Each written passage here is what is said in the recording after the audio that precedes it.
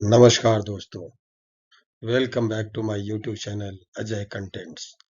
आज हम Iran, USA, Israel वार के इम्पैक्ट ऑन ग्लोबल इकोनॉमी के ऊपर चर्चा करेंगे और साथ ही यह भी चर्चा करेंगे कि इसका इम्पैक्ट इंडियन मार्केट पे, डेरिवेटिव मार्केट पे, कमोडिटी मार्केट पे और कैश मार्केट कॉल ऑप्शन पे क्या असर हुआ। ऐसे देखा जाए तो वार तो हमेशा नुकसानदेह ही होता है, लेकिन कभी कभी वार किसी खास देश के लिए बहुत फायदेमंद भी होता है। अब यहाँ पे जहाँ हमारा यूनाइटेड स्टेट ऑफ अमेरिका, जो कि अभी के वैश्विक संदर्भ में सबसे पावरफुल देश है, उसके पास इतनी प्रचुर मात्रा में प्राकृतिक संसाधन है, इतनी ज्यादा मात्रा में क्रूड ऑयल है। साथ ही उसने अभी जस्ट 1-1.5 महीने पहले वेनेजुएला जैसे देश पे भी कैप्चर कर लिया है और उनके पास भी बहुत सारे संसाधन हैं। तो क्रूड ऑयल की कमी भी किसी भी मायने में अमेरिका के पास या उसके बिजनेस से के लिए पर्याप्त है। साथ ही कुवैत और इराक का पूरा का तेल भंडार इनके अमेरिका की कंपनियों के ऊपर ही उनका कारोबार चलता है। तो इसलिए अगर हम ये कहें कि केवल क्रूड ऑयल ही इस युद्ध का मेन मोटो है, तो ये एक तरह से शायद सही ना हो। लेकिन एक तो वर्चस्व की लड़ाई कि मैं सबसे पावरफुल हूँ। दूसरा, आजकल डेरिवेटिव मार्केट में बहुत सारे ऐसे कॉल ऑप्शन के द्वारा बिजनेस होते हैं जिसको अगर कोई मैनिपुलेट कर दे तो खरबों खरबों रुपए की आमदनी केवल एक दिन में हो जाती है।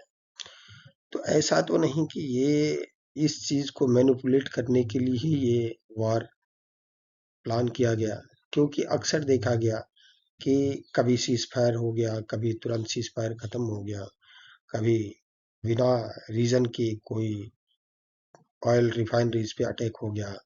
इवन ऐसा कुछ मेजर इशू नहीं दिख रहा था जो कि ईरान पे अमेरिका और इजराइल का अटैक एक बाइक हो जाए।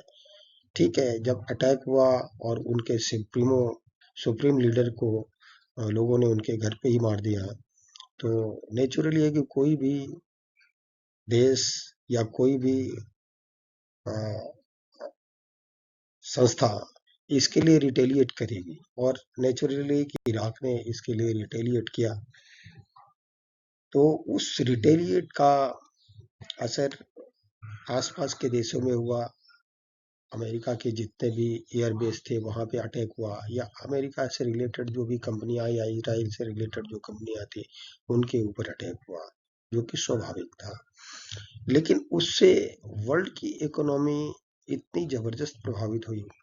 जो क्रूड ऑयल $60-70 के आसपास चलता था, वो करीब 100, 110, 120 तक क्रूड गया और हर जगह अफरा तफरी मच गई। कहीं एलपीजी की क्राइसिस, तो कहीं पेट्रोल डीजल की क्राइसिस।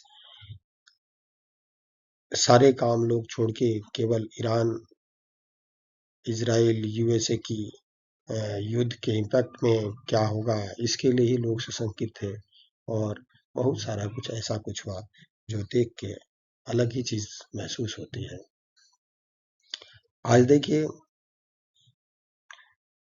तेल और गैस का तो है ही, करोड़ों करोड़ रुपए जो है शेयर मार्केट के थ्रू और कॉल ऑप्शन के थ्रू इंडियन मार्केट का गोल हुआ, जो कि नुकसान हुआ, जो कि विदाउट एनी रीजन है, जो कि हमारे देश का इसमें कोई इम्पैक्ट नहीं है। लेकिन चूंकि मार्केट पूरा पूरा मैनिपुलेट होता, सुबह 3 बजे तक कोई न्यूज नहीं और 3 बजे के बाद ये पता चलता कि आज सीज फायर हो गया, उसके बाद अगले दिन ये पता होता नहीं सीज फायर खत्म हो गया। तो जो भी मैनिपुलेट हुआ मार्केट या जो ग्रोथ हुआ मार्केट में, एक दिन ही 800 पॉइंट निफ्टी बढ़ गई और अगले दिन पता चला कि फिर 400 पॉइंट नीचे चली गई। तो ये बताता है कि जो भी लोग फ्यूचर और ऑप्शन में जो काम करते थे उनको बहुत बड़ा नुकसान हुआ। ठीक है, फायदा तो बहुत कम कोई होता है, उसमें 1 या 2% को होता है, लेकिन ज्यादातर नुकसान होता है। तो ये सब चीजें हैं जो कि, और फायदा किसको हुआ, जो कि उस मार्केट को मैनिपुलेट कर रहा है, जो डिसीजन से मार्केट अप्स या डाउन जाता।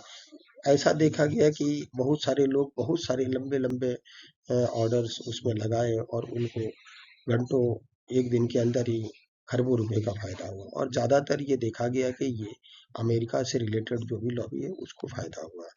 तो ये क्या बताता है कि ये युद्ध से किसको फायदा हुआ। आज देखिए ईरान या आसपास के जितने भी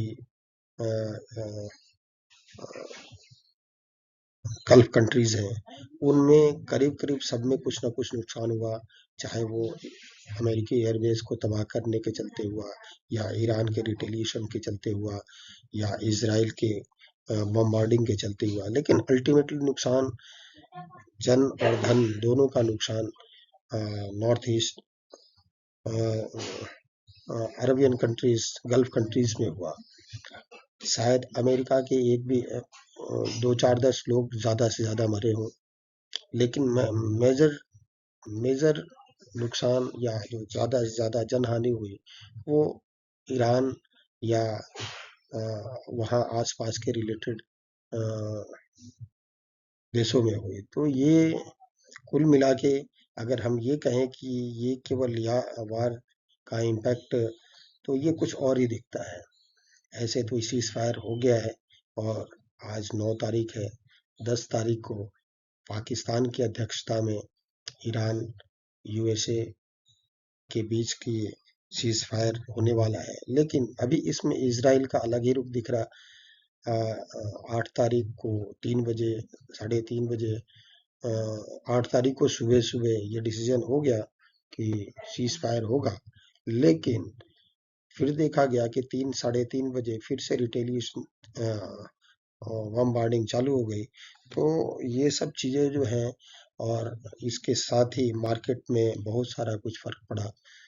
तो कुल मिला के ये देखा जाए कि इसमें फायदा तो केवल एक ही देश का हुआ, और ये कह सकते हैं कि इसमें फायदा केवल US, United state of America को हुआ, और इसमें किसी को फायदा नहीं हुआ।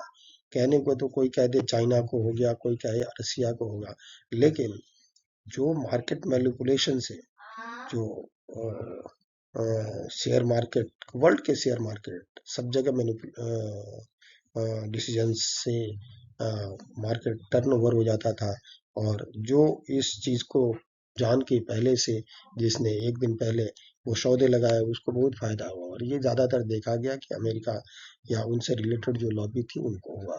तो कुल मिला के ये कह सकते हैं कि ये सारा का सारा जो भी गेम रहा वो मार्केट मैनिपुलेशन के लिए रहा।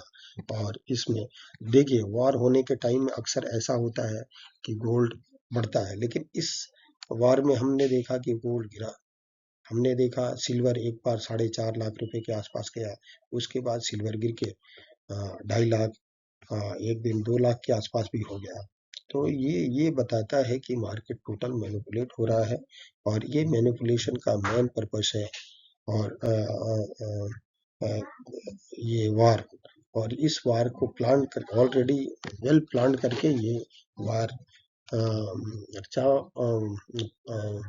रचा गया। और ये कुल मिला के इससे केवल और केवल अमेरिका को फायदा हुआ।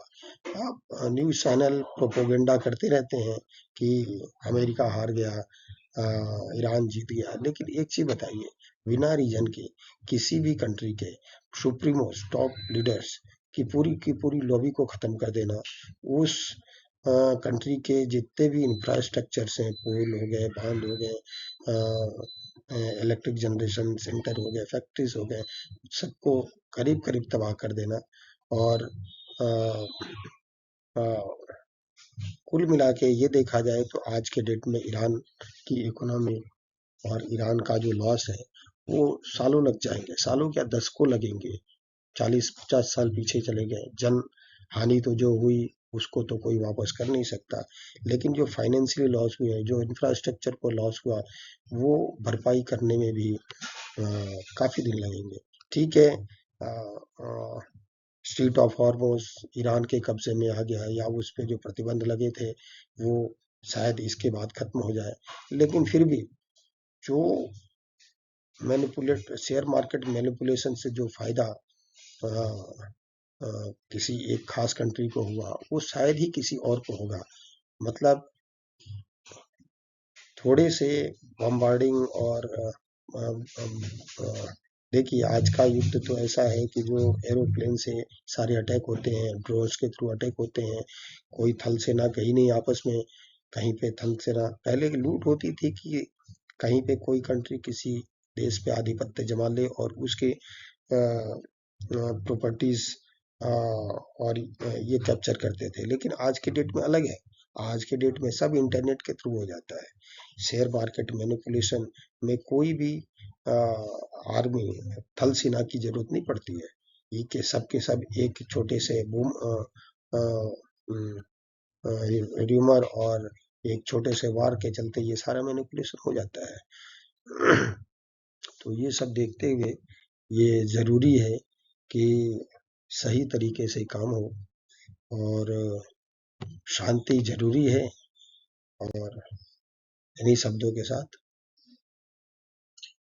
ये सेशन समाप्त करते हैं। धन्यवाद। आपका दिन शुभ हो।